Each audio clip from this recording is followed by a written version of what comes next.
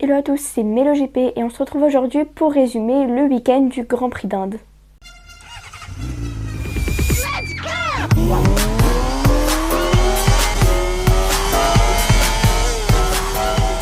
Avant de passer aux essais, j'aimerais juste vous montrer le magnifique casque que Marc Marquez a fait pour ce Grand Prix. Comme vous le savez, il y a eu beaucoup de complications entre les pilotes qui n'avaient pas leur visa jusqu'au tout dernier moment, ou même la piste qui n'était pas homologuée, et pourtant le week-end a bien eu lieu. Commençons avec les essais libres 1 où il y a eu la chute de Brad Binder et tous les pilotes ont tiré tout droit, que ce soit Marc Marquez, Michele Pirro, Marco Bezzecchi et j'en passe. Takaaki Nakagami est également tombé et il a fait une assez grosse chute. D'ailleurs, pendant cette chute, sa fourche a été arrachée du cadre. Pol Espargaro est lui tombé 2 fois pendant cette séance d'essais libres et Fabio Quartararo a eu plusieurs difficultés. Au bout de seulement quelques tours effectués sur cette piste, Fabio Quartararo a eu un premier problème technique qui était probablement lié à sa boîte de vitesse, mais on ne sait pas exactement l'origine du problème. Il a donc dû rentrer au box, prendre sa deuxième moto et seulement quelques tours plus tard, rebelote le même problème avec la deuxième moto. Il a terminé avec le 19e chrono, sachant qu'il a effectué seulement une dizaine de tours sur toute la séance d'essais libres. Et c'est Marco Bezzecchi qui a effectué le meilleur chrono, suivi de Marc Marquez, Brad Binder, Raúl Fernandez, Jorge Martin et Johann Zarco.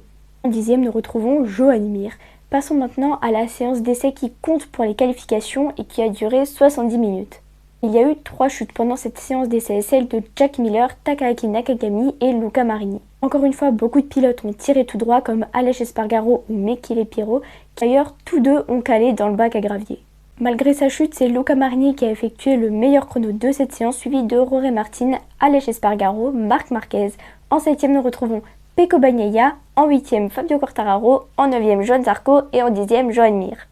Et oui, vous l'aurez donc compris, nos 2 Français ainsi que les 2 pilotes Honda officiels passent directement en Q2. Passons maintenant au samedi où il faisait 37 degrés. C'est d'ailleurs l'un des endroits où il fait le plus chaud au calendrier et c'était un week-end extrêmement éprouvant et fatigant pour les pilotes. D'ailleurs, à cause de la chaleur, nous avons appris que les tours pour la sprint race et pour la grande course traditionnelle du dimanche étaient réduits avec seulement 11 tours pour la course sprint et 21 pour le Grand Prix du dimanche. La deuxième séance d'essais libres était plutôt calme et il y a eu seulement 2 chutes, celle de Johann Zarco et Jorge Martin, les 2 pilotes Pramac. Marco Bezzecchi a encore une fois effectué le meilleur chrono de cette séance, suivi de Alex Marquez, Luca Marini, Jorge Martin en 7e, Marc Marquez en 14e, Fabio Quartararo et en 18e, Johann Zarco. La Q1 a été retardée de quelques minutes pour conditions de piste et il y a eu un gros incident pendant cette première séance des qualifications. Malheureusement, Alex Marquez est tombé, a fait un petit ice mais est retombé sur son côté gauche et il a donc une double fracture des côtes et l'a empêché de terminer le week-end. Lui qui pourtant avait effectué le 2e chrono de la Q1 et était donc qualifié pour la Q2 ainsi que Raúl Fernandez. Le départ de la Q2 était également retardé de 2 minutes et Aleix Espargaro n'a pas été mis au courant par sa team et quand il s'en est rendu compte, il était très énervé, il a tapé contre sa moto et a crié. Bon, finalement, il s'est calmé, il a pu repartir mais sa trappe était ouverte pendant la séance de qualification mais ça n'a évidemment pas posé de problème. Marc Marquez a fait une petite chute à basse vitesse mais ça ne l'a pas empêché d'effectuer le 6e chrono et il partira donc 6e sur la grille. Et le tout premier poleman de l'histoire du Grand Prix d'Inde est Marco Bezzecchi, suivi de Jorge Martin et Pecco Bagnaia.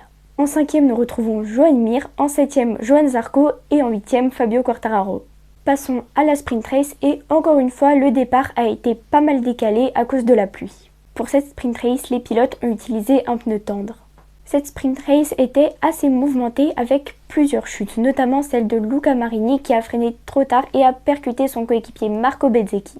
Marco Bezzecchi n'est pas tombé et il a pu repartir mais donc à la dernière position, tandis que Luca Marini est lui tombé et a la clavicule cassée, il a donc dû rentrer en Italie pour continuer son opération. Un peu plus tard, c'est Stefan Bradl qui a tapé Augusto Fernandez et les deux sont tombés. Joan Mir est lui tombé tout seul alors qu'il faisait sa plus belle course de la saison. Il y a également eu la chute de Aleix Espargaro qui n'est pas reparti et celle de Johann Zarco qui est reparti, puis il est rentré au stand et a donc abandonné. Et celui qui a remporté la première course sprint de l'histoire en Inde est Jorge Martin qui a déroulé sa course avec plus d'1 seconde d'avance sur le deuxième Pecco Bagnaia. En troisième, c'est un pilote Honda qui renoue enfin avec le podium. Et oui, c'est bien Marc Marquez qui a terminé troisième de cette première sprint race en Inde. En quatrième, nous retrouvons Brad Binder qui a fait une magnifique remontée puisqu'il est parti 13e sur la grille de départ. En cinquième, nous retrouvons Marco Bezzecchi et en sixième, Fabio Quartararo. Pour finir, passons au dimanche où Jorge Martin a fait des bottes et un casque spécialement pour ce Grand Prix. Commençons rapidement par les warm-up. Celui qui a effectué le meilleur chrono est Jorge Martin, suivi de Marco Bezzecchi et Fabio Quartararo. Et passons à la grande course traditionnelle du dimanche où tous les pilotes ont utilisé des pneus tendres, sauf Jorge Martin qui a lui utilisé un pneu médium. Puisque Luca Marini n'était pas là, Joan Mir est parti 4e, Marc Marquez 5e, Johann Zarco 6e et Fabio Quartararo 7e. Jorge Martin et Pecco Bagnaia sont les pilotes qui ont effectué le meilleur départ, mais Marco Bezzecchi est très vite venu les rejoindre. Nos Français ont également fait un super départ, mais malheureusement, Johann Zarco a vite dégringolé à la 9e, 10e position. Marc Marquez est malheureusement tombé alors qu'il occupait la 4e place. Il a pu repartir et a terminé 9e. Aleix Espargaro ralentissait de plus en plus et a malheureusement dû abandonner. Et le leader du championnat, Pecco Bagnaia, forçait et est tombé. Il a donc perdu de grands points au championnat puisque désormais Jorge Martin n'est plus qu'à 13 tout petits points de Pecco Bagnaia. Vous vous souvenez qu'en 2022, Fabio Quartararo a fini avec la combinaison ouverte pendant le Grand Prix de Barcelone? Eh bien, il est arrivé la même chose à Jorge Martin qui a pu la refermer pendant la course.